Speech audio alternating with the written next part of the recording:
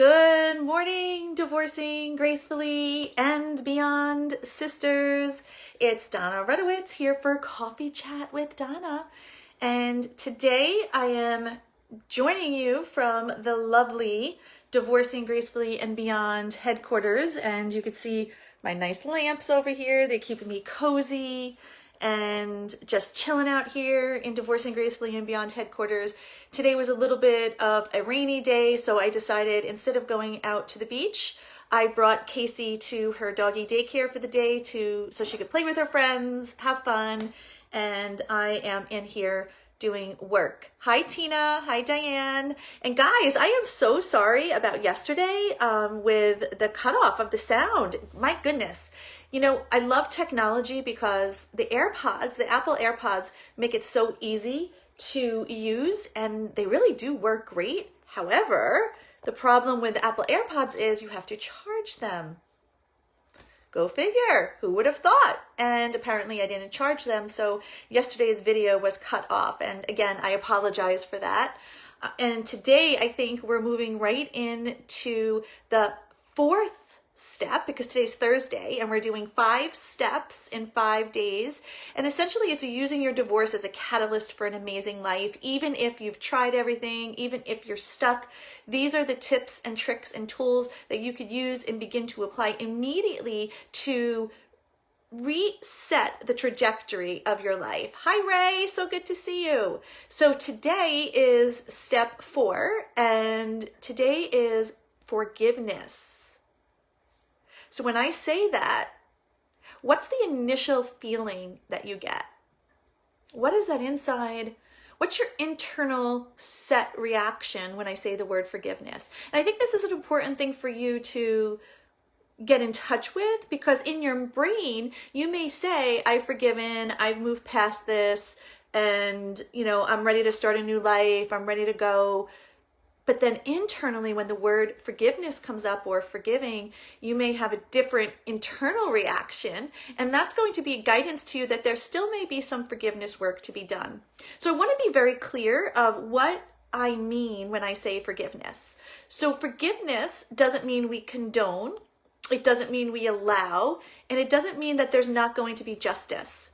What forgiveness does is it literally cuts us off from the energy of the person that had these wrongdoings, right? So for instance, in a divorce for your ex-husband, you're not saying that what he did was okay, and you're not saying that you're condoning those actions. What you're saying is, I'm no longer allowing your negative toxicity energy to bleed into me, that I am cutting my energetic ties for you, and that I have faith and patience and know that justice will be had. I'm not the judge. I'm not the one that's going to instill the justice, even though we may want to. And it's okay to say that there's anger inside. It's okay to say that I wish XYZ would happen. And because I know we really don't mean it, but that's coming from anger. It's coming from being so hurt. And it's coming from someone not being true to you. It's coming from your belief and giving your heart and your soul and your body and your energy and your life to this thing called marriage, and then having it turn out not the way that you wanted. And even if you were the one who decided you wanted the divorce, and even if you were the one who decided this is the best path for me,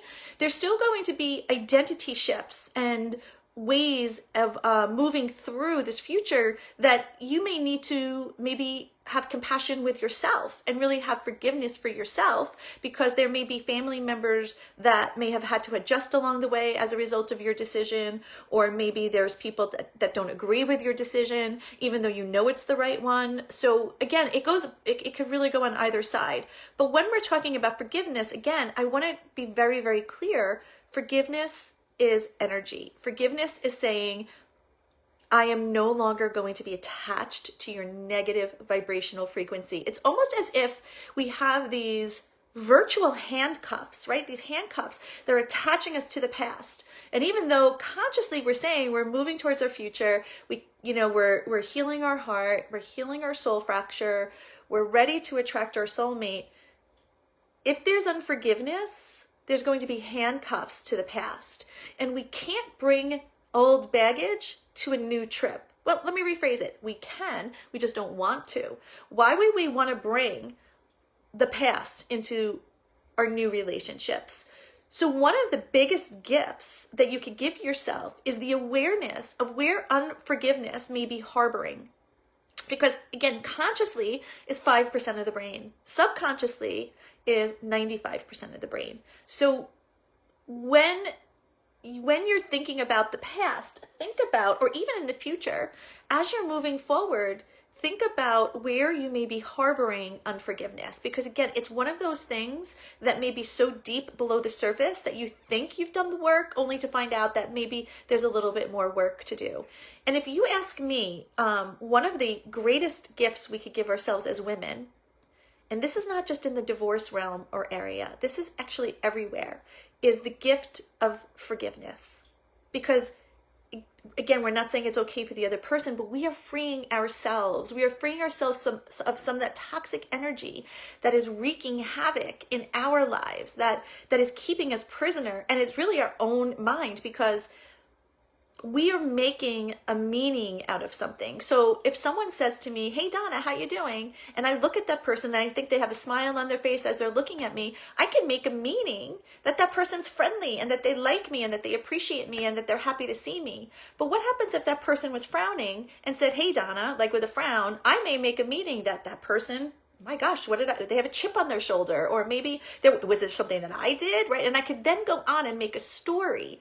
So this is what we do as human beings. We make a meaning out of an event. And then number two, we make a story out of the event that is not necessarily true. It's like we are creating the story, and we are creating patterns to keep repeating in our lives. So if you say to yourself, "I don't want another bad relationship," but then yet underneath, that's all you feel you deserve, or you don't know how to get out of it, guess what? You're going to attract more bad relationships. And the story behind it will be whatever story you tell yourself, right? And this could be coming from childhood. It could be coming from our earliest caregivers. And I want you to kind of hear this too, because this is really important. And I find this is key. Our belief systems about relationships, about love, about our worthiness, about how we show up in the world, our confidence, most of what we believe about ourselves right now as adults, even as 40, 50, 60, 70, 80-year-old women, was created between the years of 0 to 7. Because that's when, as a child, our brain waves are operating in theta state. And so what that means is we're in the environment, we're not challenging the thoughts. Those thoughts are really just coming in, and we're filing them, and we're taking them on as true. And we could go through our whole lives without challenging those thoughts. So you may be harboring how you feel about yourself, self-confidence, self-worth, and those may not even be what are your thoughts.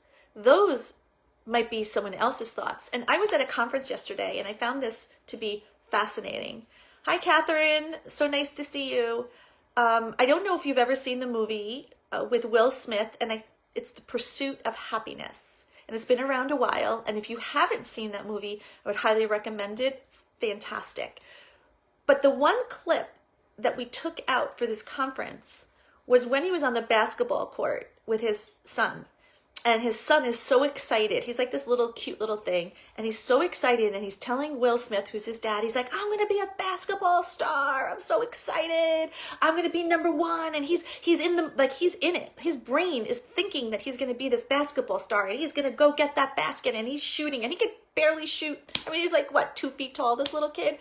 And Will Smith starts going into this, "Well, we don't really come from basketball stars. You're probably going to be like me, and you're going to be good at a lot of other things, but you're not necessarily going to be good at basketball because I'm not good at basketball. My dad wasn't good at basketball. We're just not basketball people. We don't really play basketball. And I want you to focus on other things and not waste your time on this court. Do you hear me? I don't want you to waste your time on this court playing this stupid game," pretty much is what he said.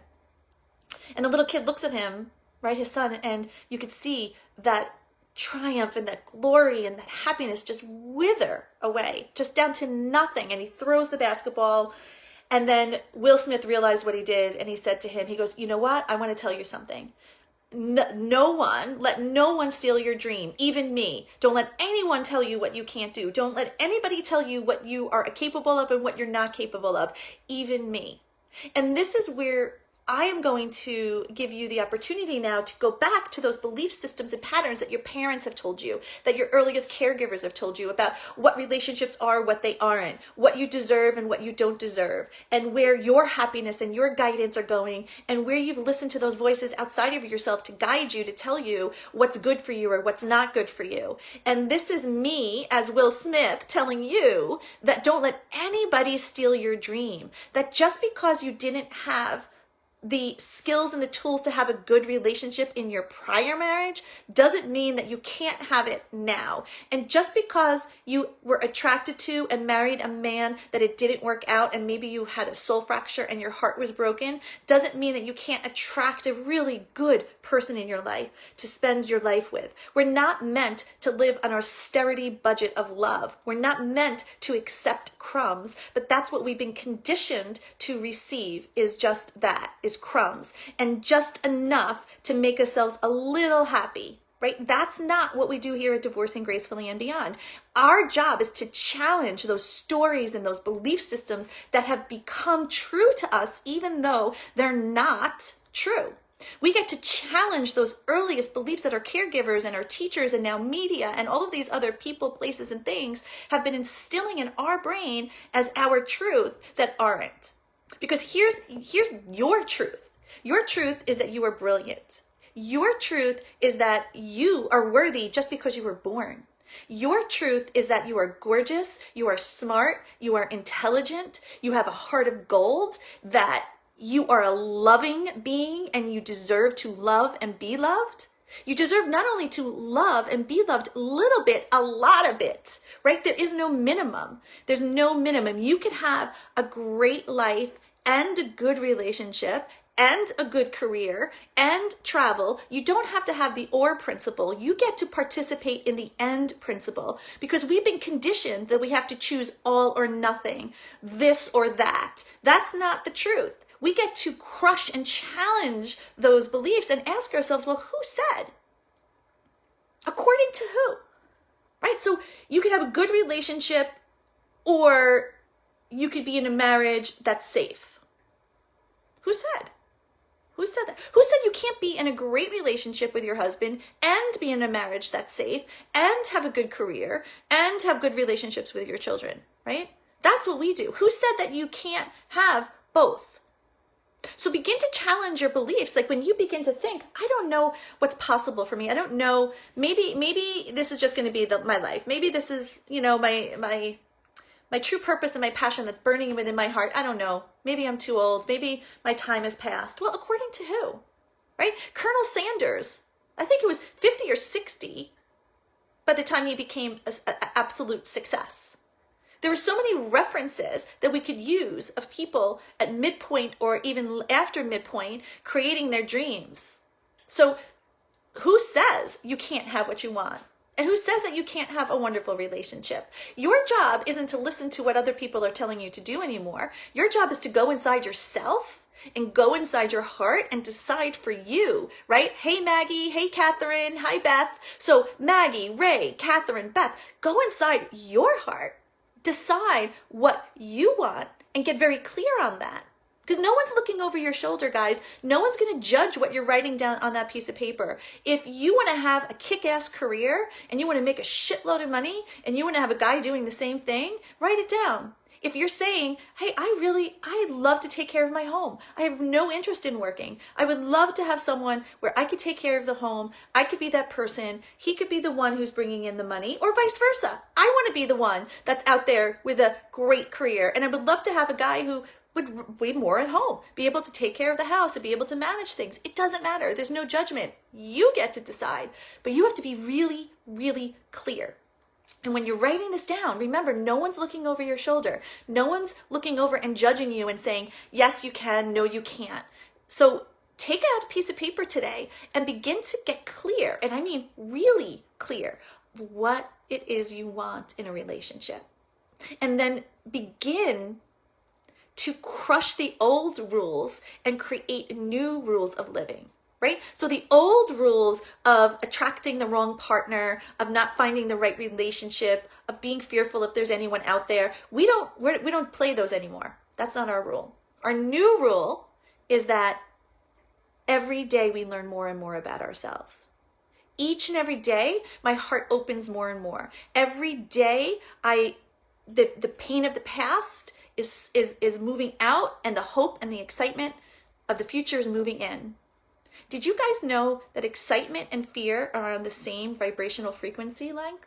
So you have the opportunity, if you're in fear, to transmute that into excitement, right? Fear of the future, you could transmute into excitement of the future. And it all begins with forgiveness. It all begins with the fourth step today, right? That forgiveness. And it begins with the forgiveness of your heart, of your soul, of letting go of those people who have wronged you, of family members, because this is not just about your ex. You may have family members, you may have children, you may have coworkers. We've got to let that go. We've got to let that shit go. And it doesn't mean we're condoning or we're allowing, but what it does mean is if we're carrying their toxic energy, we're now carrying multiple people's toxic energy along with ours, and it's overwhelming. So forgiving literally means you're taking out the samurai machete and you are stepping into your superhero, stepping out of super victim and just cutting it and letting that go so you could focus on your future and create and experience the life that's meant for you. And I see it every day. I see it in the glory and the beauty of my clients. I see how they're shifting and they're changing, and we're crushing limiting beliefs. We're crushing abundance blocks. We're bringing in love. We're bringing in raises. We're bringing in careers. We're bringing in healing of bodies, minds, souls, and spirits. So I see this every single day. I see what's possible. And that's what I would invite you to do is hook onto my wagon of possibility and leave the wagon of fear behind. You don't have to believe it. I could be your surrogate until you believe it for yourself, right? But let's step into the wagon of possibility and let's leave the wagon of fear behind. And it begins with step number 4, which is forgiveness. So with that said, I gotta go, guys. I've got client calls to hop on. I've got a busy day going. I have some conferences to do. I can't wait to speak to my amazing clients today. So if you're on my roster to speak to today, I can't wait to chat, and I'll see you later. Bye.